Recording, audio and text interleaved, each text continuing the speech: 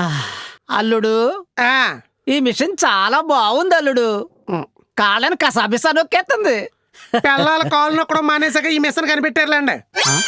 ఎందుకంటే కొన్ని audio functions లో కూడా మీరు మాట్లాడినప్పుడు సడన్ గా టక్ అనేది ఒకటి అనేస్తారు. నాకు బాగా గుర్తు ఏంటంటే అరవింద సమేత సక్సెస్ మీట్ ఆయన పాపం 3 నెలలు అసలు ఏం తాకుండా ఏం చేయకుండా అనగానే ఎన్టీఆర్ గారే అన్నాడు. ఎందుకనంటే ఈ సందర్భంగా ట్యాగ్ చెప్పాలి. చాలా ఆర్టిస్ట్ మహేష్ బాబు కూడా ఏదో ఫంక్షన్ నేను అన్నాను. మమ్మల్ని అట్లా చిన్నపిల్లలాగా చూస్తారు. జస్ట్ ఓపెన్ హార్ట్ఫుల్ గా మాట్లాడుతాం కాబట్టి మనసులో ఏముండదు. మాస్టర్ ఎన్టీఆర్ గారు అన్నాడు, బొబ్బు పంపిస్తున్నారా? థ్యాంక్స్ ఎన్టీఆర్ గారు. ఇండస్ట్రీకి మేము ఎంతో రుణపడి ఉన్నాం.